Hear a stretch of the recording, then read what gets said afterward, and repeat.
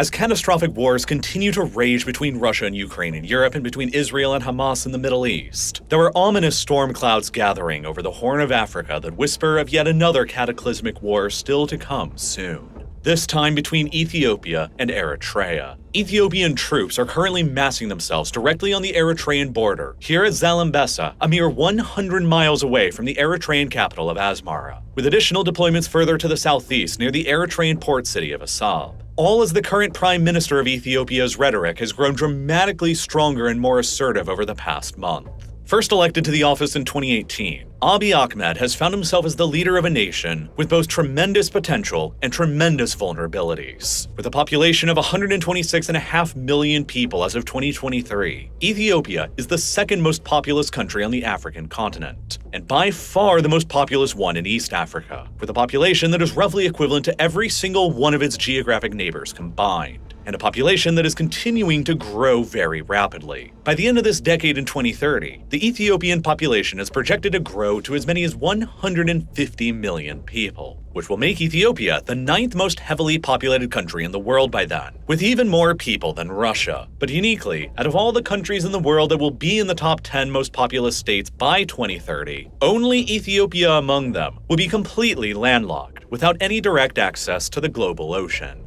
In fact, out of the top 33 largest countries in the world today by population, Ethiopia is the only one among them who is landlocked, which makes Ethiopia by far the world's most heavily populated landlocked country. The next most populous landlocked countries after Ethiopia are Uganda and Uzbekistan, and they only have a fraction of the same population that Ethiopia does. Obviously, this lack of direct access to the sea is a serious limitation on the ability for Ethiopia to conduct trade with the rest of the world, as all of Ethiopia's imports and exports must each flow through other countries that surround it first, who can leverage their geographic position over Ethiopia in the form of charging taxes, tolls, and fees on allowing that trade to pass through them. Right now, an overwhelming 95% of Ethiopia's entire trade volume, consisting of both imports and exports, flows exclusively through the deep water container port of Dorala, within the neighboring small coastal country of Djibouti, which is connected by an electric railroad that was only inaugurated in 2018, all the way to the Ethiopian capital of Addis Ababa, nearly 350 miles or 560 kilometers away. This rail route and port access in Djibouti is therefore Ethiopia's lifeline to trade with the outside world, and its single most important logistical artery. But it hasn't come very cheap for them. It turns out that the trade volume conducted by 126 million landlocked Ethiopians is large enough to account for about 70% of the entire port of Djibouti's commercial activity, and Djibouti has been able to leverage their geographic position to charge the Ethiopians more than $1 billion a year in annual port fees, a sum that represents more than a quarter of Djibouti's entire nominal GDP, and a sum that is a high price to pay for Ethiopia, a country where nearly 1/5 of the population continues to remain dependent on humanitarian food aid. At the same time, the port of Dorala itself within Djibouti is almost certainly safe for Ethiopia to continue using. There's a Chinese PLA base located only 2 miles to the west of the port, while the United States, France, Japan, and Italy all maintain their own military bases within Djibouti nearby as well.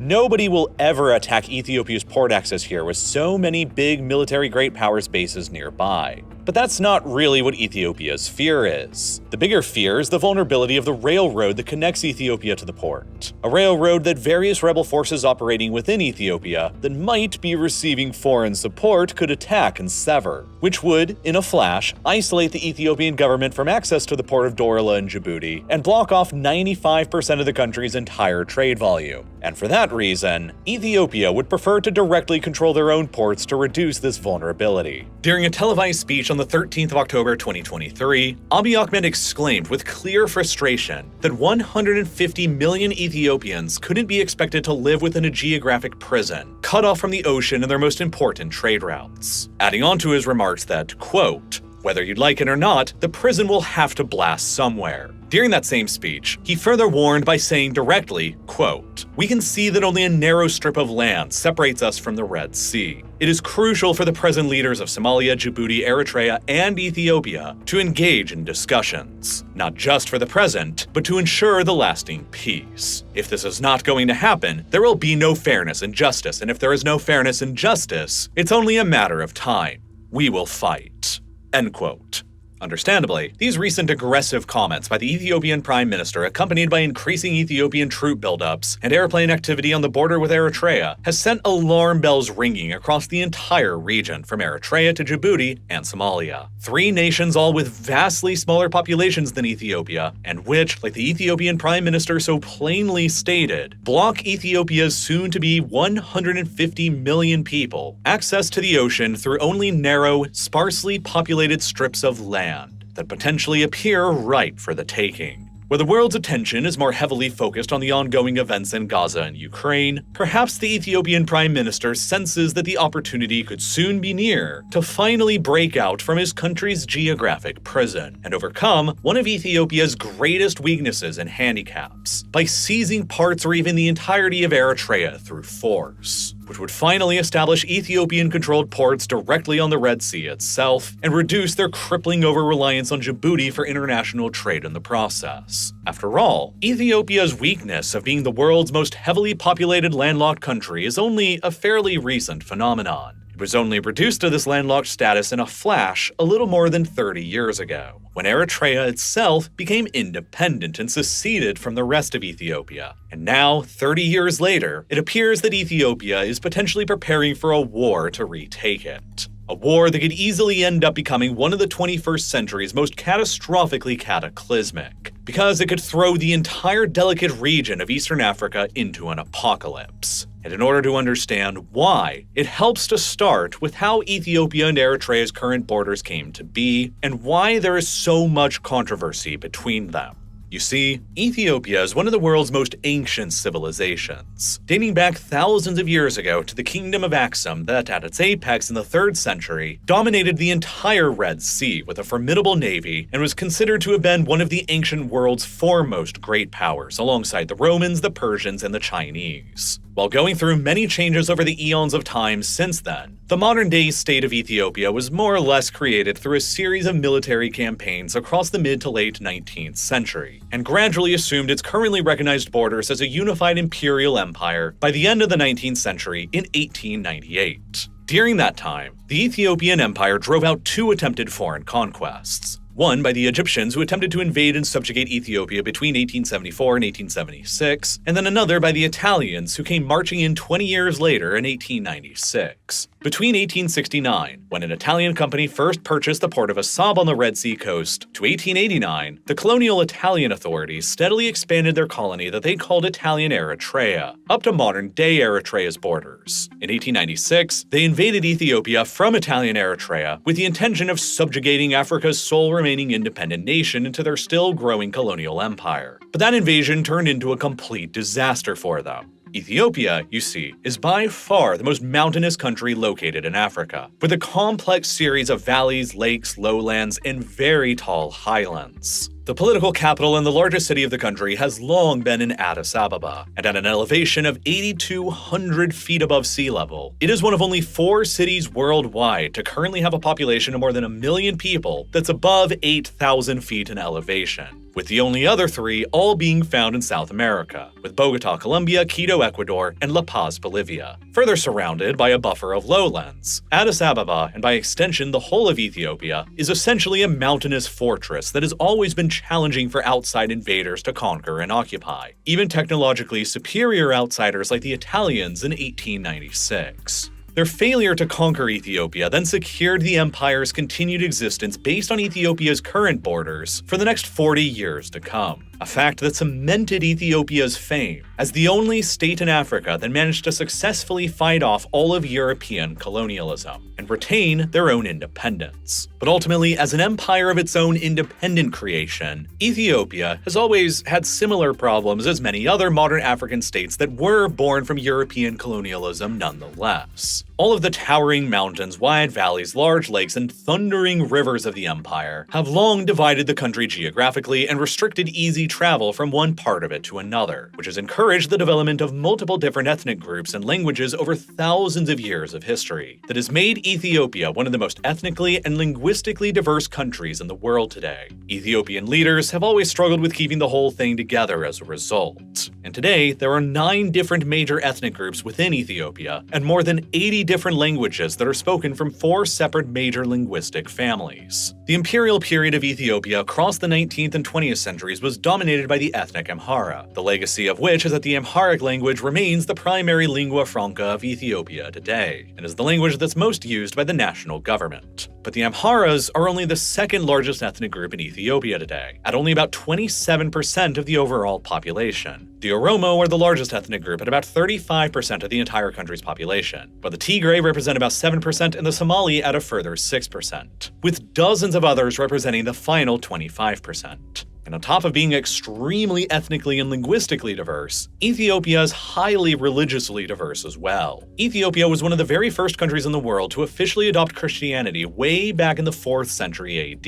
a legacy that has continued today, with the traditional Ethiopian Orthodox Church being followed by roughly 44% of the country, and newer Protestant evangelical Christianity being followed by a further 23% of the population, bringing Christianity up to a total of about 2/3 of the modern population. The remaining 1/3 of Ethiopia's population mostly follow the Islamic faith, a legacy of the country's close proximity to the Arabian Peninsula and North Africa. And different ethnic groups in the country largely follow one faith or the other. The Oromo and the Somali largely follow Islam, while the Tigray and the Amhara higher up in the more geographically isolated Ethiopian highlands largely follow Christianity, a fact that has long contributed to a centuries-long worldview within the Amhara community that they are effectively an isolated island of Christianity surrounded by a sea of Islam. In 1930, Haile Selassie, an Ethiopian Orthodox Christian Amhara, ascended to the imperial throne, and though his reign would be long, he was nonetheless destined to become Ethiopia's final emperor. 5 years after he took the throne in 1935, the Italians under Benito Mussolini and his fascist party decided to try their luck and invaded Ethiopia again, in their quest to expand the Italian Empire. And this time, their technological superiority was simply far too great to handle. The Ethiopians were still relying on foot messengers to transmit battlefield information, while the Italians were using radio, heavy artillery, and airplanes they used to drop bombs and chemical weapons like mustard gas. Without any outside intervention stopping the Italians, they overran Ethiopia this time in only a matter of months, which caused the emperor to flee to Britain in exile. In the aftermath in 1936, the fascist Italians administratively merged conquered Ethiopia with their pre-existing colonies in Eritrea and Somalia, to form what they simply called Italian East Africa, but it wouldn't end up lasting for very long.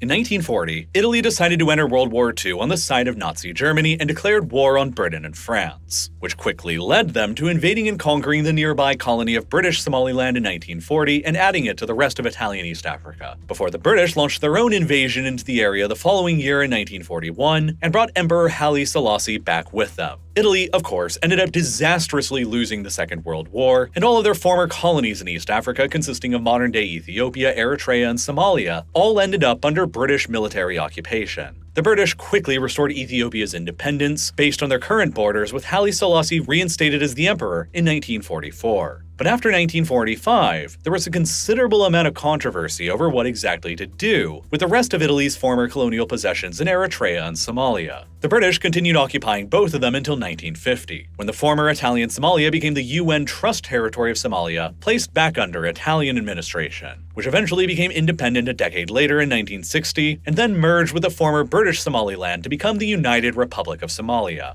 Eritrea, however, turned out to be far more controversial. It had been an Italian colony for nearly 3/4 of a century before World War II, and expecting that the communists would soon emerge victorious in the post-war Italian elections, the Soviets initially argued that Eritrea should be simply returned back to Italy's control, or become a Soviet trustee instead. The Eritreans themselves and most of the Arab world, meanwhile, who viewed the country as an extension of their own, argued for Eritrean self-determination and independence. While Haile Selassie, the restored emperor of Ethiopia, argued that Eritrea could never be self-sufficient on its own, and insisted that it should be annexed into Ethiopia instead, which would also happen to ensure that Ethiopia would break out from its landlocked prison and control a direct coastline on the Red Sea. As an absolute monarchy, Haile Selassie's regime in Ethiopia was staunchly opposed to the spread of communism and to the Soviet Union, and that made him a natural ally for the Americans in the following Cold War, who decided to back his view that Eritrea should be given to Ethiopia. And so, at Washington's insistence, the United Nations passed Resolution 390A in December of 1950, that went into effect 2 years later in 1952, officially joining Eritrea with Ethiopia in a newly created country that was creatively called the Federation of Ethiopia and Eritrea. In this federation, Eritrea was supposed to possess a very high degree of autonomy separate from Ethiopia, with its own flag, its own police force, control over its own administration and taxes, and so on. But the Ethiopian emperor would spend the following years continually whittling away at this autonomy. The emperor eventually imposed the Amharic language of Ethiopia as the sole official language upon Eritrea, in place of the indigenous Arabic and Tigrayan languages, which eventually sparked a full-blown armed independence movement in Eritrea that rose up against him in 1961. The following year, in 1962, Haile Selassie declared that the Federation of Ethiopia and Eritrea was being formally abolished, and that the Ethiopian Empire was simply annexing all of Eritrea outright, a development that didn't sit very well with most Eritreans. Armed Eritrean insurgents and guerrillas would rise up and continue to fight against the Ethiopian state for their independence for decades. In the meantime, the lines of the Cold War deepened around Ethiopia's neighborhood. To reward the United States for supporting Ethiopia's annexation of Eritrea, Haile Selassie granted the Americans the right to establish a naval base on the coast at Massawa, in between the strategic Suez Canal in the north and the narrow Bab el-Mandeb Strait in the south, along with a vast radio antenna farm in the Eritrean capital of Asmara nearby, a geographically ideal location to place one at, due to its close proximity to the Middle East and the equator, and high altitude at 7,300 feet up above sea level. The Soviet Union, meanwhile, initially chose to counter America's close relationship with the Ethiopian Empire by supporting their biggest regional rival, Somalia, a nation that laid claim to the ethnically Somali majority area of eastern Ethiopia in a region known as the Ogaden, in pursuit of a foreign policy in Mogadishu to establish a greater Somalia, out of all the ethnically Somali majority areas in the Horn of Africa. After emerging as the leader of the only country in Africa that had fought off European colonialism, Haile Selassie also carried with him a lot of diplomatic clout on the continent during the decolonization era of the 1960s, which led to him successfully arguing that the new Organization of African Unity should have their headquarters established in the Ethiopian capital of Addis Ababa in 1963. Decades later, in 2002, that organization would evolve into the modern African Union and retain its headquarters in Addis Ababa to this day. But eventually, after decades on the throne of Ethiopia, the by then 82-year-old autocratic Haile Selassie was finally overthrown by a military coup in 1974, and he was dead by the following year. The officers who overthrew him then appointed a major named Mengistu Haile Mariam as essentially the country's new dictator, and they sought to radically transform the former feudal monarchy of Ethiopia into a communist Marxist-Leninist state that they called the People's Democratic Republic of Ethiopia. The new communist Ethiopia inherited the continuing war for independence going on in Eritrea that they similarly attempted to crush with force, while Somalia sensed an opportunity in the revolutionary chaos and invaded Ethiopia in 1976 in an attempt to conquer the ethnically Somali majority area of the Ogaden. But with Ethiopia now ruled by communists and the Americans out of the country, the Soviets decided to abandon their prior support for Somalia and switch sides over to Ethiopia. The Soviets then organized a massive airlift of military equipment to Ethiopia worth around $1 billion that was accompanied by Soviet military advisors and about 12,000 soldiers who came over from Fidel Castro's Cuba, who together managed to decisively crush the Somali invasion by 1978.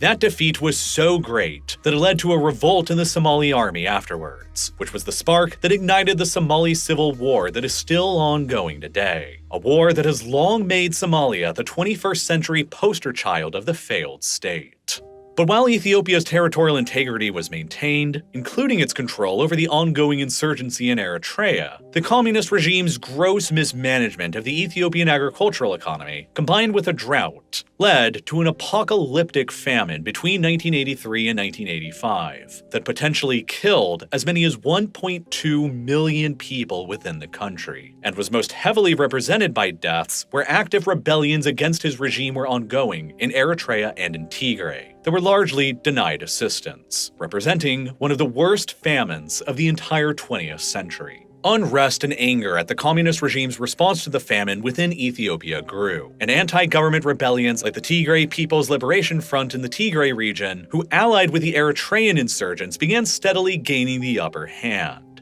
In 1990, with the Soviet Union and the Eastern Bloc actively collapsing, Moscow decided to cut off their continued economic assistance to Ethiopia, and the thousands of allied Cuban troops all went home, cutting off Mengistu's 17-year-long communist regime from its primary supporter. Afterwards, the various anti-government forces operating across the country began rapidly gaining ground even further, with the Eritrean insurgents securing complete control over the entirety of Eritrea and pushing the Ethiopian army out by May of 1991, and anti-government Tigrayan forces nearing the capital of Addis Ababa. Sensing that the gig was up, Mengistu fled the capital for Zimbabwe, where he was granted political asylum and continues to reside to this day at the age of 86, despite an Ethiopian court subsequently finding him guilty of genocide in absentia that carried a death sentence, for which Ethiopia has repeatedly requested his extradition from Zimbabwe, and which Zimbabwe has continually rejected for decades ever since. The new Ethiopia that emerged after the collapse of communism in 1991 became the Federal Democratic Republic of Ethiopia, the Ethiopia that continues to exist today. A new constitution was drafted that transformed the entire country into an ethnically based federation with powers devolved to 12 new ethno-linguistically defined regional states, and 2 chartered cities. These 12 new regions were semi-autonomous states that were created within the country for all of Ethiopia's largest ethnic groups: the Oromo, the Amhara, the Tigray, the Somali, the Afar, and so on. But the very first leader of the new country, who would govern until his death in 2012, was an ethnic Tigrayan named Meles Zenawi from the Tigray People's Liberation Front, which caused a significant degree of angst within the ethnic Amhara community, who had been the ones used to running Ethiopia in all of its various forms for the past several centuries. Initially, Eritrea was the 13th region of this new Ethiopia created after 1991.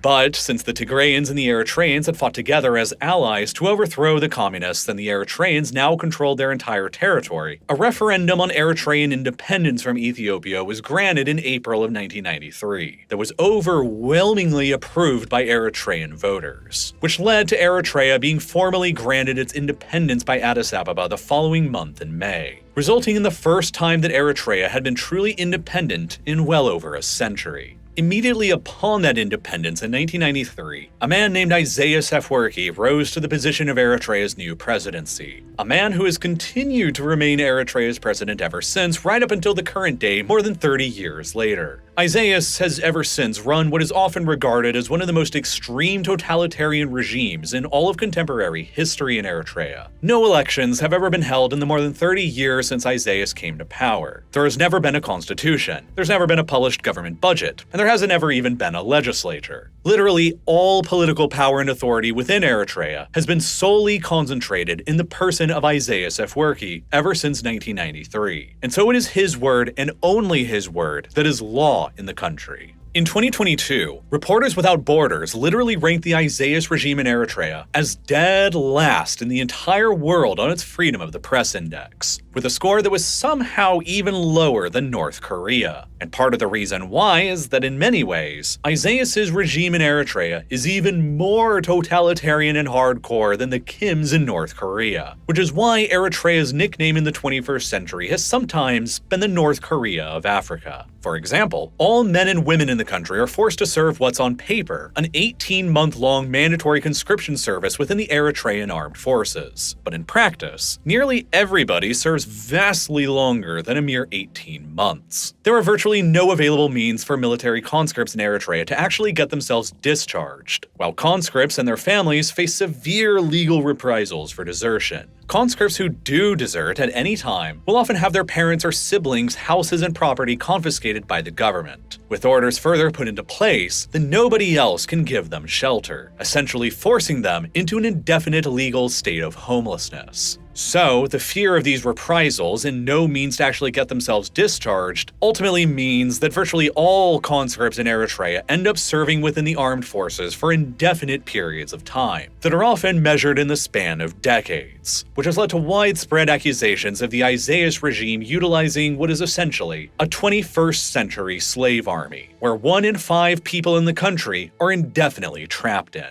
And a big part of why the Isaias regime in Eritrea became this way was that almost immediately upon independence in 1993, his regime in Eritrea and the new government in Ethiopia didn't exactly trust each other very much. Between 1993 and 1998, relations began warm enough, and Eritrea continued granting Ethiopia the rights to continue using their ports in Massawa and Assab. Assab being the more critical of the two, as before Eritrea's independence, it accounted for around 70% of Ethiopia's entire trade volume. But at the same time, after Eritrea was granted independence, the new international border between Eritrea and Ethiopia was never properly demarcated. Both sides in the 1990s interpreted older colonial-era treaties defining the border between Italian Eritrea and Imperial Ethiopia differently, which led to a series of disputed territories between them that both new countries claimed. The most important of which was the largest chunk of disputed land in the west around the town of Badme. In 1998, a series of military skirmishes between Ethiopia and Eritrea developed around Badme that rapidly escalated into a full-blown war that would last for the following 2 years. Both sides would end up throwing just about everything they had into the war over those 2 years, and they each lost significant amounts of blood and treasure, with an estimated 100,000 people losing their lives as a direct result of the fighting. By the summer of 2000, Ethiopia was the one in control of all of the disputed territories, and their army was beginning to advance into Eritrea proper, which sparked international calls for a ceasefire. This culminated with the United Nations mediating an armistice between Eritrea and Ethiopia with the Algiers Agreement that was signed in December of 2000. In which both parties agreed to set up a border commission in collaboration with a permanent court of arbitration based in The Hague that would determine the final, legally accepted border between the two countries. So then, in April of 2002, the commission announced their final verdict, which determined that most of the disputed territory, including the town of Badme that sparked the war in the first place, belonged, in fact, to Eritrea, despite the fact that all of the disputed territory was still under the control of the Ethiopian army. Ethiopia had fought for years and paid tens of thousands of lives to gain control over these territories. And a big chunk of the territories were just to the north of Ethiopia's Tigray region, while the Tigray People's Liberation Front, the government that dominated Ethiopia at the time, saw them as an extension of the Tigray region itself and refused to give them up. So they basically just refused to accept any of the findings of the Boundary Commission and kept their soldiers in place, occupying all of the disputed territories instead, which kept relations between themselves and Eritrea tense for years. The land dispute between them essentially became a frozen conflict, with neither side backing down, neither side agreeing to end the official state of war between them, and both sides keeping their respective borders locked down, with no permissions for anyone to cross, and soldiers placed on high alert. For the next 16 years after 2002 until 2018, this was the dangerous situation that remained frozen in place between Ethiopia and Eritrea. While Eritrea further severed Ethiopia's access to their ports at Massawa and Assab that they had been using between 1993 and 1998. And with Somalia still trapped in a seemingly never-ending chaotic civil war, this is why Ethiopia began to rely so heavily upon the port of Dorala within Djibouti during the 2000s, as it was really the only geographically available lifeline to trade with the outside world. But things seemed like they were finally beginning to change in Ethiopia in 2018, with the election of a new prime minister, Abiy Ahmed. Abiy's father was an ethnic Oromo and his mother an ethnic Amhara, and so he represented the very first Oromo in Ethiopia's millennia-long history to manage to rise to the position of the country's leadership, despite the Oromo having long been the country's largest single ethnicity. Within only a matter of weeks of assuming the office, Abiy suddenly announced that Ethiopia would end up finally honoring the results of the 2002 Border Commission that awarded most of the disputed territory with Eritrea to Eritrea. Abiy pulled the army out of all the territories that the commission had awarded to Eritrea 16 years previously, agreed on a transfer of all those territories to Eritrea, and a formal peace agreement finally ending the state of war between them that had been ongoing for the past 20 years ever since 1998. Relations were fully restored and flights between them opened for the first time in decades. While Abiy expected that in exchange for finally settling the conflict, Eritrea would return Ethiopia's access to their ports at Assab and Massawa again, just like they used to have for decades previously back in the 1990s. And for all of these efforts at making peace with Eritrea in 2018, Abiy Ahmed was awarded the Nobel Peace Prize the following year in 2019, a prize that would very quickly age like finely curdled milk. Because, as it soon turned out, resolving the decades-long border dispute with Eritrea didn't also mean a sudden end to all of Ethiopia's many other problems as well, especially Ethiopia's internal problems. Ever since 1991, there have been fears that Ethiopia could one day end up following a similar path as Yugoslavia did, and collapse into a free-for-all ethnicity-based civil war between all of the country's dozens of different groups, who all want power for themselves. The Amhara continue to be angry that after centuries in charge of Ethiopia, they had no longer been the ones calling any of the shots ever since 1991. The Oromo were still largely upset that despite being the largest ethnic group, they had never been granted most of the country's power and continue to feel disenfranchised. The Somali, to a degree, continue to gaze towards Somalia, while the Tigrayans, who were largely the ones in power between 1991 and 2018, wondered after 2018 if they could eventually return, despite only representing about 7% of the country's total population. There were many ethnic Tigrayans within the Tigray region, after all, who saw Abiy's handing away of the disputed territories to Eritrea in 2018 as a severe political betrayal, because they saw those territories just to their north as rightfully belonging to Tigray. And so the Tigray People's Liberation Front, or TPLF, the party that governed within the Tigray region, and the party that had dominated Ethiopian-wide politics until 2018, condemned the peace treaty. Then, the following year in 2019, Abiy Ahmed dissolved the ethnically based national coalition government that had been ruling the country ever since the collapse of communism, and replaced it with a brand new party that he called the Prosperity Party, which the TPLF in the Tigray region refused to join. Tensions between the Ethiopian federal government and the Tigray region then began to escalate, and it erupted into a full-scale war between them in November of 2020. The so-called Tigray War that followed would end up raging across the whole of Ethiopia for the following 2 years, until November of 2022. A war that saw the Ethiopian federal government ally itself with Eritrea and Amhara militias against the TPLF in the Tigray region and the Oromo Liberation Army, or OLA, a militia who controlled pockets of territory across Ethiopia's Oromo region. That war would end up costing everyone involved incredibly dearly. Hundreds of thousands of soldiers at a minimum were mobilized by both of the coalitions involved to fight. Nobody knows exactly how many lives were lost as a result of the fighting, but there is an estimate from Ghent University, who researched the conflict in depth, that concluded upwards of 600,000 people across Ethiopia and Eritrea were killed by the Tigray War in only the 2 years of fighting between 2020 and 2022. Which, if accurate, would make the Tigray War one of the 21st century's top 3 bloodiest conflicts. And on top of the potentially catastrophic loss in human life, the war also cost the Ethiopian state an estimated $20 billion worth of economic damage as well. The war finally concluded with a peace treaty signed between the Ethiopian federal government and the TPLF in Pretoria, South Africa, in November of 2022. The TPLF agreed to completely disarm, while federal Ethiopian authority was re-established across most of the Tigray region.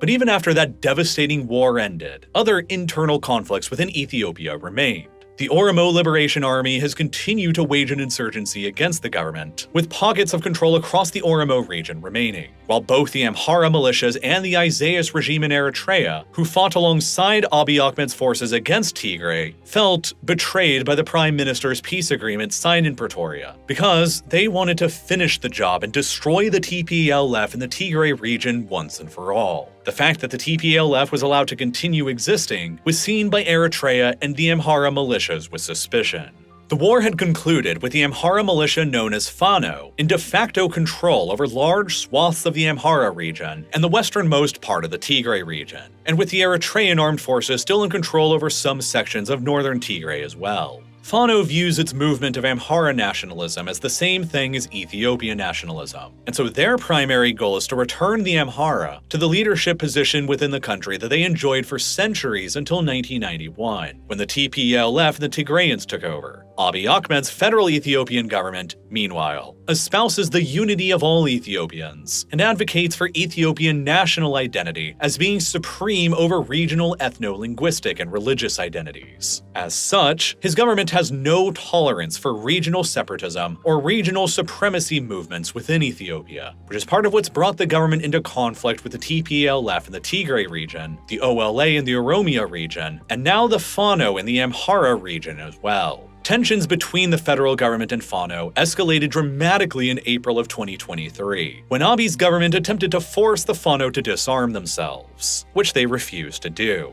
Tensions escalated further to the point where Fano began an armed insurgency against Abiy's federal government, which Abiy responded to with drone and artillery strikes and sending the Ethiopian army in to deal with them. So by the middle of 2023, Ethiopia's federal authority had been restored across most of the Tigray region, but the government was continuing to fight separate wars against the OLA in the Oromia region and against the Fano in the Amhara and western Tigray regions, while relations with Eritrea, who continue to also occupy parts of northern Tigray, were continuing to deteriorate as well. Especially as Eritrea never ended up granting Ethiopia their desired port access in either Assab or Massawa, something that Abiy had apparently expected would have happened by now 5 years later after he first signed the peace agreement with Eritrea back in 2018. Abiy's government in Ethiopia fears that Isaias Afwerki's regime in Eritrea is attempting to destabilize Ethiopia by supporting both the Fano and the OLA militarily, a hypothetical capability made all the easier by the Fano militia's control of western Tigray and the direct access by land into Eritrea that grants them, something that Abiy's federal Ethiopian government would like to relieve them of, and something the Fano won't give up voluntarily. These fears were potentially evidenced in May of 2023, when a group of Amhara extremists assassinated the head of the Amhara regional branch of Abiy's Prosperity Party, an assassination that the Ethiopian government claims received direct support from Eritrea. Abiy Ahmed publicly warned Eritrea from interfering in Ethiopia's internal affairs following that assassination, and behind closed doors, he reportedly warned Eritrean generals against supporting the Amharan militias that he is currently fighting against. And then, a few months later after all of this internal chaos, came Abiy Ahmed's increasingly bellicose rhetoric towards Ethiopia finally acquiring access to the sea as well. In October of 2023, he first suggested the neighboring coastal countries like Eritrea, Djibouti, and Somalia could exchange shares of their ports for equivalent shares in his own country's Grand Ethiopian Renaissance Dam, Ethiopia's greatest engineering megaproject and the largest hydroelectric dam on the African continent, that has cost more than $5 billion to construct and which will be capable of providing enormous amounts of energy for both Ethiopia and surrounding countries too once it's fully completed. But Djibouti, Eritrea, and Somalia have all so far rejected these offers, insisting that the sovereignty of their ports is not a subject that's open for negotiation. Perhaps to foreshadow the current crisis in Ethiopia's coastal ambitions, the Ethiopian Navy was disbanded back in 1996, only 3 years after the independence of Eritrea in 1993 left the country landlocked. But shortly after assuming power in 2018, Abiy Ahmed announced the restoration of the Ethiopian Navy as a branch of the country's armed forces in 2019. The new Ethiopian Navy currently maintains its headquarters on Lake Tana, where the Blue Nile originates from. But in the future, it's almost a certainty that Abiy and his government view the Ethiopian Navy's rightful place on the Red Sea again, just as it used to be for decades between the 1950s and the 1990s.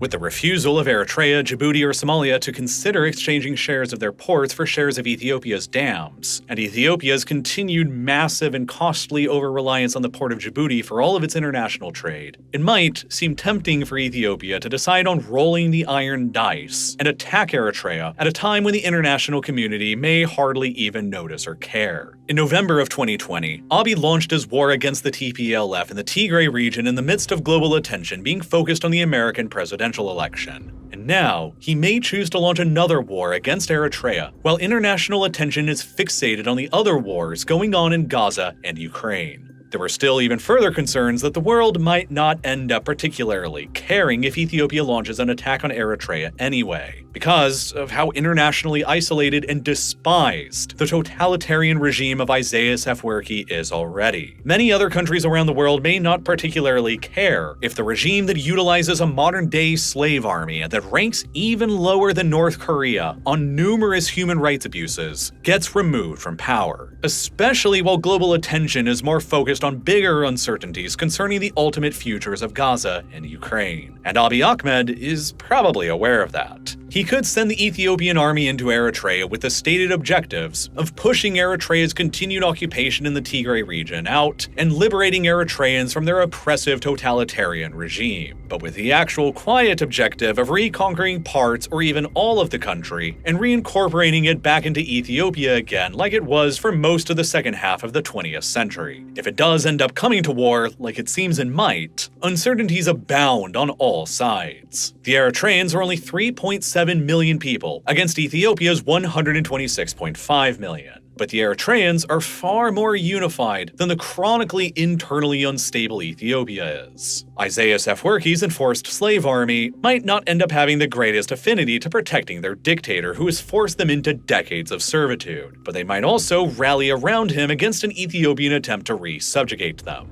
Eritreans fought a long and bloody insurgency against Ethiopia for decades, voted overwhelmingly for independence from Ethiopia in 1993, and tens of thousands of them sacrificed their lives fighting against Ethiopia in the war between 1998 and 2000. So it's almost a certainty that virtually none of them would be very thrilled about the Ethiopian army returning to reimpose their authority over them again. And while the timing of the war now could be advantageous to Ethiopia in some ways, it could also be disastrous in others. The country was wrecked by the Tigray War that raged between 2020 and 2022, and suffered over $20 billion worth of economic damages and likely hundreds of thousands of deaths. Ethiopia is therefore currently engaged in negotiations with the IMF to secure billions of dollars worth of loans to help itself rebuild following that war. And so, launching another war against Eritrea could simultaneously jeopardize those negotiations and cause even further economic damages that the country would struggle to dig itself out from. Moreover, an outright unilateral conquest and annexation of parts or all of Eritrea by Ethiopia would likely be met with at least some international condemnation and sanctions. But Abiy's government may calculate that the price would be worth it anyway, in exchange for securing the long-term goals and benefits that would come from a breakout of its landlocked state and the acquisition of a coastline. With Ethiopian military units currently massing themselves near the border with Eritrea, a collision course between them is appearing increasingly likely. If an invasion does end up following, it is likely that Ethiopia's initial attacks would be heavily concentrated on the southeastern front near the Eritrean port of Assab, which would likely be a primary Ethiopian wartime objective to capture. Assab, of course, had been the primary port that Ethiopia used back when Eritrea had been a part of the country between the 1950s and the 1990s, and it continued being the primary port of Ethiopia used after Eritrea became independent until the war began in 1998. But Assab's geostrategic importance has increased even further very recently since 2015.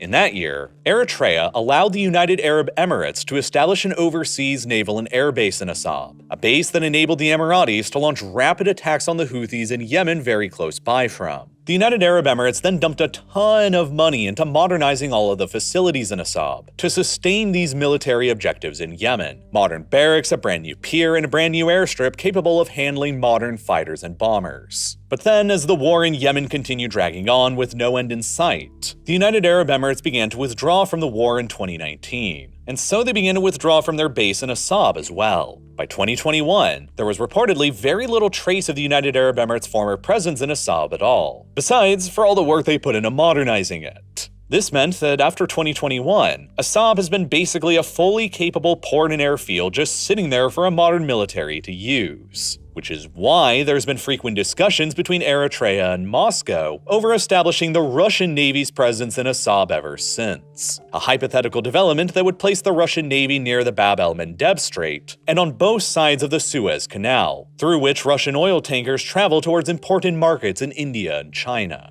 And thus, if the Russian Navy ever established itself in Assab, Moscow would be highly incentivized to ensure Eritrea's continued independence, in order for them to continue hanging on to Assab. And so, before that can ever happen, Ethiopia might rationalize that it would be better for them to be the ones to seize control over the port of Assab first, in order to own a fully modernized port on the Red Sea that can become the new home port of the Ethiopian Navy. From Eritrea's perspective, Assab is a distant and remote part of the country, located 300 miles away from the Eritrean core around the capital city of Asmara. There is only a single road that connects Assab back to the Eritrean core across this large and mostly empty distance, meaning that Eritrea will find it to be very logistically challenging to support and resupply Assab during an attack or a siege. It will be even more difficult when you consider that at its narrowest point, this single road between Assab and Asmara is fewer than 5 miles away from the Ethiopian border, implying that all Ethiopian forces would have to do is advance about 5 miles into Eritrea, sever the road, and block the ability for Eritrea to resupply Assab at all by land, which would then grant the Ethiopians the ability to lay siege to an Assab with greatly depleted supplies and resources.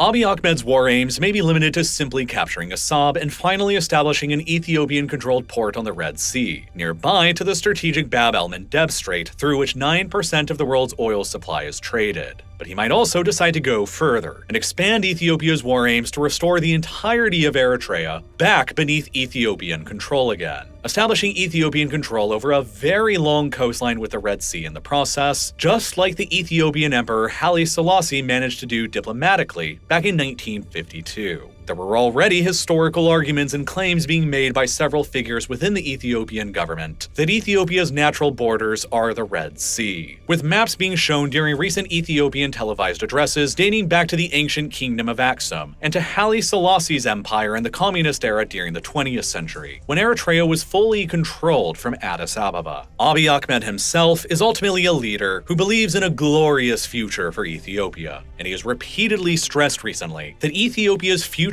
greatness or failure will be determined by whether or not the nation can acquire access to ports and its own international trade or not. For long periods of its history in the past, Ethiopia has indeed controlled significant amounts of coastline and maintained a powerful navy that has at times dominated the trade routes of the Red Sea. But the way that many Ethiopian nationalists view things currently is that Ethiopia's rightful access to this sea was stolen by Italian colonialists in the 19th century, with their establishment of Italian Eritrea. It was then given back to Ethiopia by the United Nations in 1952, and then lost again with the stroke of a pen in 1993, when Eritrea was granted its independence by the TPLF, or the Tigrayans, the party who came to govern Ethiopia following the collapse of communism, and a party that Abiy Ahmed and other Ethiopian nationalists have since come to blame for allowing Eritrea to ever become independent, something that they view as only a recent historic mistake that deserves to be fixed in a similar way that Vladimir Putin viewed the sudden loss of Crimea in 1991, with the collapse of the Soviet Union, as a historic error that they needed to fix by 2014. Sooner or later, Abiy Ahmed's warnings and threats may end up coming true. By 2030, 150 million Ethiopians will be trapped in what he has referred to as their geographic prison, and the nation will be the only one of the top 30 most populous worldwide to be landlocked, unless something is done about it. For thousands of years, it has been well understood that maritime access is one of the greatest advantages and sources of wealth and prosperity that a country can have. A study from the United Nations in 2018 indicated that access to the sea can account for up to 25 to 30% of a country's entire gross domestic product, a study that Abiy Ahmed himself has frequently cited to emphasize that Ethiopia's own lack of direct access to the sea is a severe handicap on Ethiopia's future. Abiy Ahmed's government in Ethiopia views that in order for Ethiopia to emerge as a prosperous nation in the 21st century, it must achieve internal stability. It must harness the power of its rivers through mega projects like the Grand Ethiopian Renaissance Dam, and it must secure direct access to the sea, even if it comes at the expense of the territorial integrity or even the independence of Eritrea. As Abiy Ahmed himself stated during that speech in October of 2023, 150 million Ethiopians will not be expected to live trapped within their geographic prison forever. And sooner or later, the prison will blast out somewhere to regain their lost access to the sea again. Expect that they will do so shortly, and be prepared to see a war erupt over this issue in the not-too-distant future.